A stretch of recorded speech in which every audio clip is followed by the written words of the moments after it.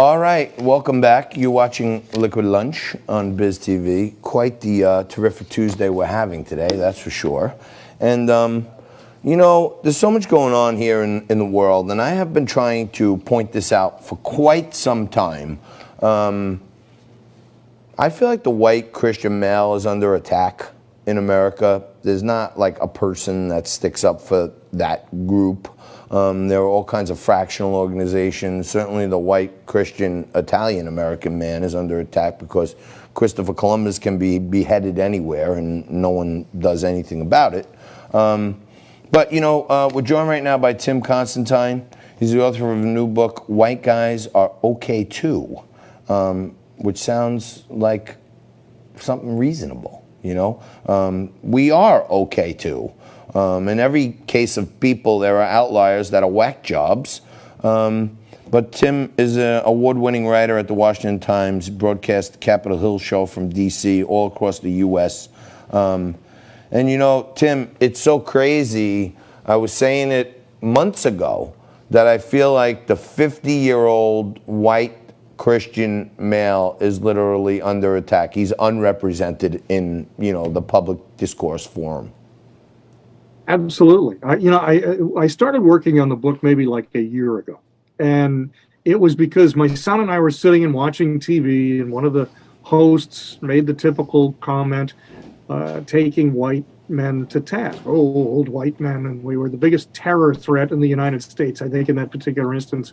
And so I started writing down and doing some research of a list of all the places and all the, whether that was, you know, CNN or Time Magazine or whomever, that was vilifying the middle-aged white guy, the old white man.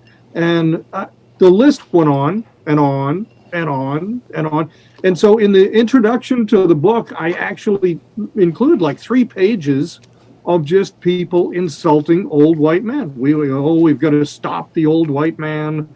His 15 minutes are over. And I'm thinking, you know, some of it I say tongue in cheek, but whether it's Coca-Cola or basketball or penicillin, it was an old white guy that invented it. So there's some good things out there. I know there's the Jeffrey Dahmers of the world, but there's some pretty good people out there too. Let me ask you this. You know, I was raised in a sports family. My dad was, you know, the president of the local Little League, the president of the local Pee Wee League, the local high school football coach, right? And like football's like all-America. Like baseball's all-American, but it's been overrun. But still, football is, to me, the big American sport. And when I see it being bombarded, I know a majority of the players in the sport are of color, but the majority of the fans in America are not, just by virtue of the law of large numbers. Why is like the NFL and the NBA, why are they buying into a Marxist organization? You know, I just wrote a piece in the Washington Times yesterday. It appeared yesterday that talked about the NFL and the Black national anthem. And I said, it's a slap in the face to MLK because a national anthem, by definition, represents a nation, celebrates a nation.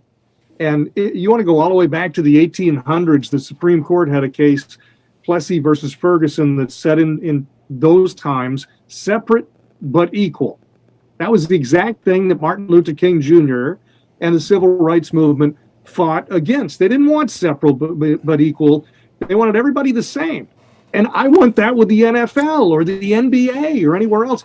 We're all fans. No, you and I don't care if we're black or white or green. I'm just a basketball fan. I used to play, you know, I'm a fan. And so when they start divvying us up, whether that's by anthem or whether that's by Black Lives Matter written on the court or whether, you know, whatever the means, I think that's a horrible mistake.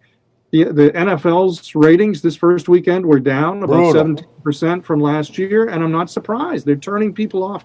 I watch that to be entertained, not to be educated on what their opinion of politics is. Yeah, that's not what I'm tuning in for social messaging. I talked about this a couple weeks ago on the show, and I got some really negative comments, which I don't care about because, you know, haters of people too. But a bunch of African-American students at New York University petitioned the campus to give them a black wing in the dorm, segregated, only black and African American people in the wing. And I said, if I know anything about history, Martin Luther King would be turning over in his grave, because we've come 360 to a point where the political climate is so high that all the advances we've made, now they're asking to be segregated. And it's almost like bizarre. Total slap in the face of MLK and the civil rights movement of the 1960s. Absolute slap in the face. Same thing on campuses everywhere. They have black student unions because they want to feel safe by not being exposed to the white students. And I'm thinking, if that's a problem, if honest to God they don't feel safe around the white students, then we ought to boost up security a little bit on that campus. Right. But if that is because just the white kids outnumber the black kids by a lot, so we need some more security around here. You know what I mean? It's like, if it turns out that's just a perception based on skin color, then that's racism.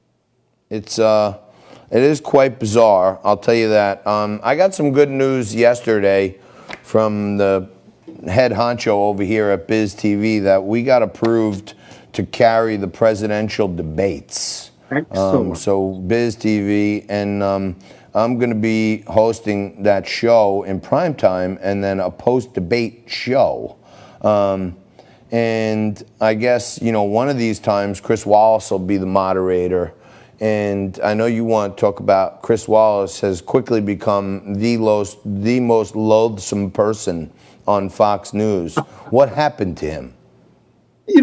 I was never a huge Chris Wallace fan anyway. He has some substance to him compared to much of today's media, but he's always been that kind of guy that tries to dig at you, tries to trip you when he's interviewing you, whether he's talking to someone who's working on a charitable organization or a candidate for president of the United States.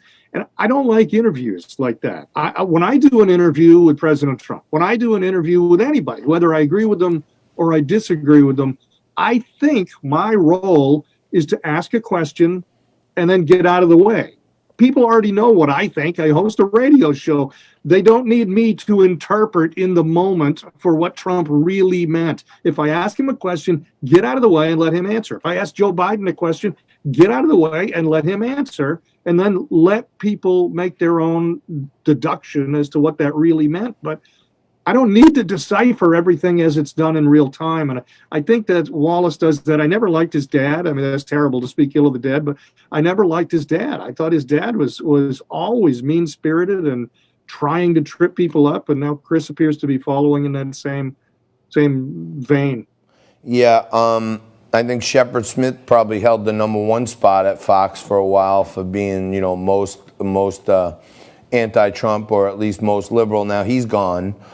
We got Chris Wallace, who, to me, he's much tougher on Trump than most people on Fox and most people. And lately, one of my mentors, one of my good friends, Neil Cavuto, has seemingly got pretty ornery to the middle left. And I don't mind if somebody's tough. You can be tough without being rude, or you can be tough without intentionally misleading people about someone. And I think that's where you and I get frustrated, is there's often some interpretation that has been made before the answer is even given. When you ask a question, I've already determined what the answer should be. My biggest pet peeve is when you watch a press conference at the White House and the president comes out and speaks, and a reporter who you and I have never heard of will stand up and say, "Don't you think that you should really do such and such?" And I thought, that's not a question. That's telling you what they think should happen, but that has nothing to do with news. I don't care what the no-name reporter thinks. I care what the guy that 50 million Americans voted for thinks. Yeah, no, it's getting crazier by the minute. Hopefully, somewhere in your soliloquy there, and if you noticed, I'm learning from you already because I just got out of your way. Right, and I'll let you get all the stuff out there, which I want my audience to hear. But you said, when I interview President Trump, I get out of the way. So you actually interviewed Trump? Absolutely, absolutely. Wow. All right. So we're in good company. This is big time. We never got lucky like that. But the world is so polarized right now, man, and it's almost daring to write a book called "White Guys Are Okay Too." Well, it's funny when you say that, because I went to a couple of different publishers and said, hey, I got a great idea here. I explained the concept. And the concept is important because if you read the introduction of the book, I said, instead of focusing on race, instead of focusing that, oh, black people did this, or no, wait, white guys are bad, or what if we just focused on one race, the human race? Because there's good people and bad people, no matter what color, and in the book, we talk about Martin Luther King Jr. Right. We talk about Nelson Mandela. We talk about, in the world of entertainment, Aretha Franklin. There's great people from all backgrounds. Timmy, we got to leave it there. Thank you so much. He's a writer at the Washington Times, broadcaster of the Capitol Hill Show from D.C. Tim Constantine, the author of White Guys Are Okay Too. Thanks a lot, brother. Appreciate it. Quick break. Back after this.